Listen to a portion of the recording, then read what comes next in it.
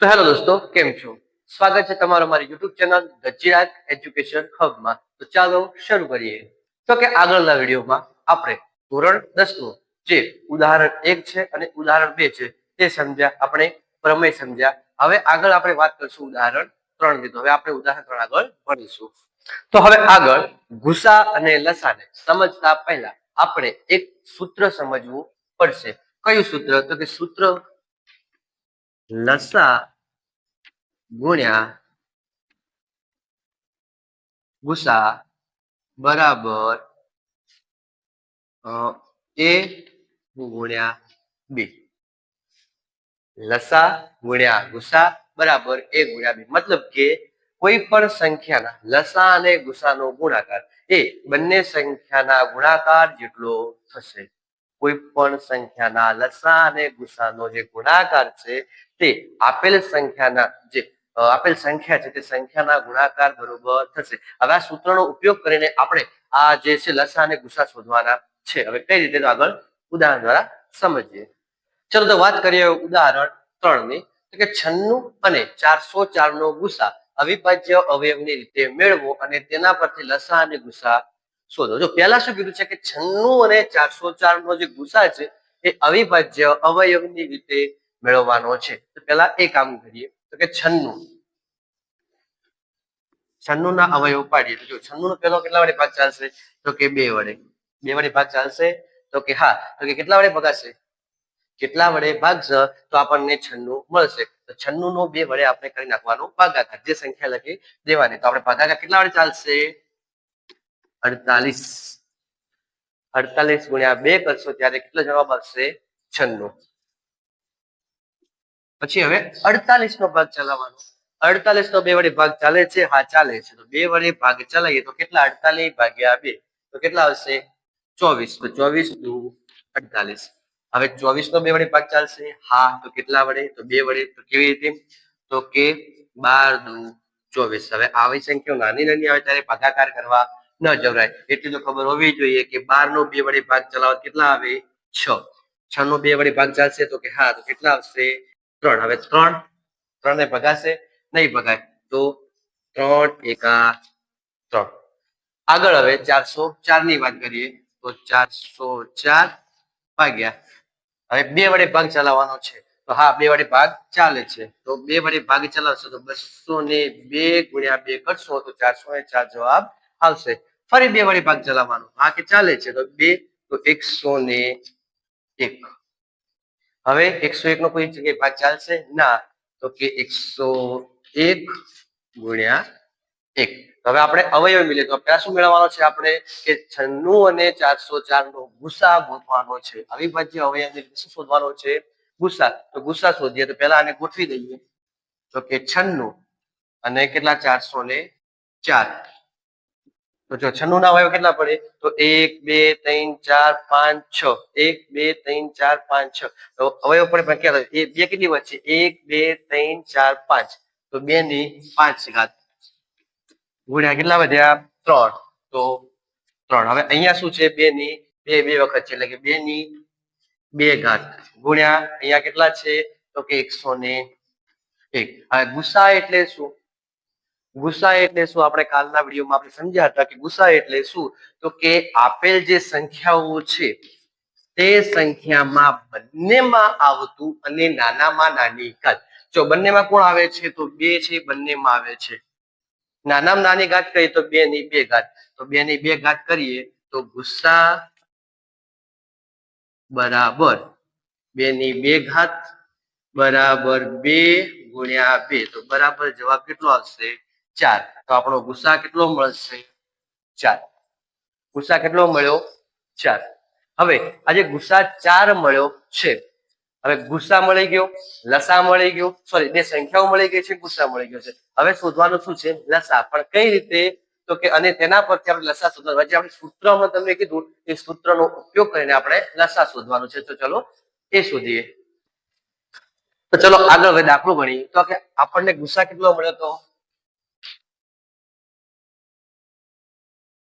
ગુસા આપણને મળ્યો હતો 4. હવે સૂત્રનો ઉપયોગ કરીએ. તો કે લસા ગુણ્યા ગુસા બરાબર પહેલી સંખ્યા ને બીજી સંખ્યા. હવે લસા કેટલો છે તો આપણે શોધવાનો છે. તો કે લસા ગુણ્યા ગુસા કેટલો હતો તો કે 4 બરાબર પહેલી સંખ્યા કેટલી 96 અને બીજી સંખ્યા 404.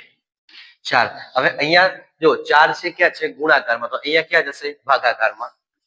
તો કે 96 ગુણ્યા 404 ભાગ્યા 4. હવે 4 નો ભાગ અહીંયા ચલાવીએ તો કે 101 ભાગ્યા 4. હવે 101 અને 96 નો આપણે કરશું ગુણાકાર. તો 101 ગુણ્યા 96 તો 0 પછી 9 એકા 9 0 નો 0 9 એકા 9. અહીંયા 6 એકા 6 0 નો 0 6 એકા 6 તો આપણો જવાબ આવશે 6969 એટલે કે 9696. તો આપણો લસા કેટલો મળશે તો લસા મળશે 9696. આવી રીતે આપણને લસા ગોતવો પડશે. એ તો હજી તમે આગળ બીજા દાખલા ગણશો પ્રેક્ટિસ કરશો એટલે તમને સમજાશે. હવે આગળ વાત કરીએ તો કે ઉદાહરણ નંબર 4. હવે જો ઉદાહરણ 3 માં શું કીધું હતું કે અવિભાજ્ય અવયવની જે રીત હતી એના પરથી પહેલા ગુસા શોધવાનો હતો અને જે ગુસા મળે તેના પરથી સૂત્રનો ઉપયોગ કરીને લસા શોધવાનો હતો. પરંતુ અહીંયા એવું નથી કીધું. અહીંયા શું કીધું છે કે અવિભાજ્ય અવયવની રીત જે 6 72 ને 120 નો ગુસા અને લસા શોધો. એટલે કે એની રીતે જ આપણે જે અવિભાજ્ય અવયવની રીત છે એનાથી જ લસા અને ગુસા બંને શોધવાના છે. ચલો તો પહેલા આપણે અવયવ પાડી નાખીએ. તો પહેલા પાડીએ 6 ના અવયવ. તો 6 ના અવયવ 3 દુ 6 3 એકા 3. પછી 72 ના અવયવ. જો 72 ના અવયવમાં શું આવશે તો 72 નો 2 વડે ભાગ ચલાવવાનો. પહેલા તો 2 વડે ભાગ ચલાવીએ તો કેવા આવે કેટલા વડે ભાગ ચાલે તો 36 દુ 72. ઓકે પછી ફરી 2 વડે ભાગ ચલાવો. ચલો ટ્રાય કરો 2 વડે ભાગ ચલાવો કેટલા વડે આવશે તો 2 વડે ભાગ ચલાવશો તો કેટલા વડે ભાગીએ તો 2 વડે ભાગે તો 36 ને 2 વડે ભાગશો તો કેટલો મળશે 18 દુ 36. હવે 18 ને 2 વડે ભાગો તો 9 દુ 18. હવે 9 ને 2 વડે ભાગો તો નથી ભગાતા. તો હવે આગળ બીજી અવિભાજ્ય સંખ્યા ટ્રાય કરવાનો કે 2 પછી અવિભાજ્ય સંખ્યા કઈ આવે 3. તો 3 તરી 9. હવે ફરી 3 નો ભાગ ચાલશે નહીં એટલે કે 3 એકા 3. હવે એવી જ રીતે 120. હવે 120 નો પહેલા 2 વડે ભાગ ચલાવીએ તો કેટલું આવશે 60. પછી 60 નો 2 વડે ભાગ ચલાવશું તો 30. ઓકે પછી 30 વડે ભાગ ચલાવશો તો 15. ઓકે 15 દુ 30. હવે 15 નો 2 વડે ભાગ ચાલશે ના નહીં ચાલે. તો કેટલા વડે ભાગ ચલાવવો પડશે 3 વડે. તો 3 પંચા 15. 5 વધ્યા એટલે કે 5 એકા 5. આ આપણા પડી ગયા અવયવ. હવે ચાલો એને ક્રમમાં ગોઠવીએ. તો કયો કે સંખ્યા હતી કે 6 72 અને 120. ચલો હવે 6 ના અવયવ કેટલા છે તો 2 ગુણ્યા 3. તો 2 ગુણ્યા 3. હવે 72 ના અવયવ કેટલા છે જો 2 અને 3 છે પણ 2 1 2 3 એટલે 2 ની કેટલી ઘાત 3 ઘાત. તો 2 ની 3 ઘાત ગુણ્યા હવે 3 કેટલી વખત છે 1 અને 2 વખત. તો 3 ની કેટલી ઘાત 2 ઘાત. હવે આયા 120. 120 માં 2 તો 1 2 3. તો 2 ની કેટલી ઘાત 3 ઘાત ગુણ્યા 3 કેટલી વખત છે 1 વખત. તો 1 જ વખત આવશે ગુણ્યા 5. તો હવે શું લેવાનું 5. હવે પહેલો શોધીએ ગુસા.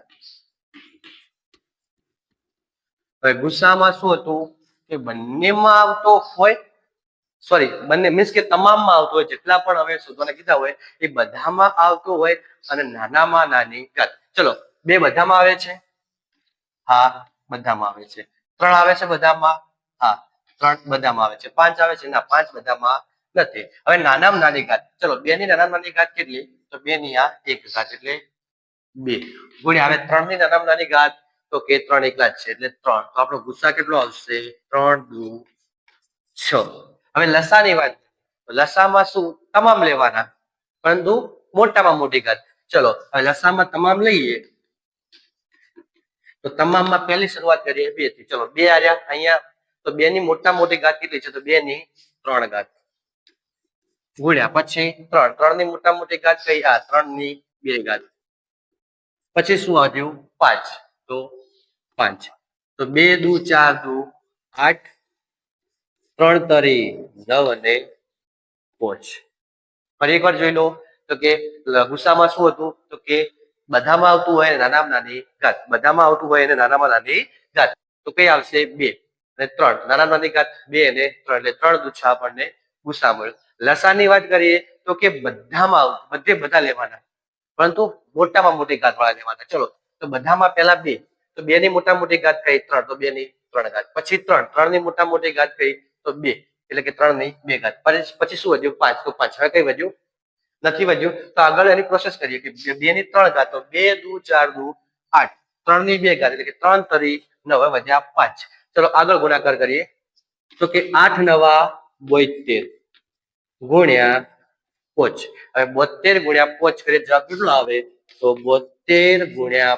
5 તો 5 દુ 10 5 સીતા 35 ને 1 36 તો આપણો જવાબ કેટલો આવશે 360 આપણો લસા કેટલો મળ્યો 360 હું આશા રાખું છું કે જે તમને સમજાવ્યું છે તેમને સારી રીતે સમજણ પડી હશે અને જો સમજણ ના પડી હોય તો ફરી એક વખત આ વિડીયો જુઓ આ દાખલો ફરીવાર જુઓ હજી તમારા જે ચોપડો છે તેમાં 1-2 વખત પ્રેક્ટિસ કરો એટલે તમને ફાવી જશે તો આજના વિડીયોમાં બસ આટલું જ આજે અમે તમને શીખવ્યું છે હું આશા રાખું છું તમને સારી રીતે ખબર પડી હશે હજી ખબર ના પડી હોય તો હજી એકવાર વિડીયો જુઓ અને પ્રેક્ટિસ કરો ગણિત વિષય એવો છે કે પ્રેક્ટિસ સિવાય નહીં આવડે પ્રેક્ટિસ કરવી જ પડશે અને કરવી જ પડશે તો થોડા ઘણી આની પ્રેક્ટિસ કરો થોડા દાખલા ગણો અને હા જે સ્વાધ્યાય આપણો 1.1 ના જે પાછળ બાકી રહી ગયા છે તે 2 દાખલા તમે ગણીને મને કોમેન્ટ કરો અને તેનો જવાબ શું આવે છે તે મને લખવાનું ભૂલતા નહીં તો મળીએ હવે નેક્સ્ટ વિડીયોમાં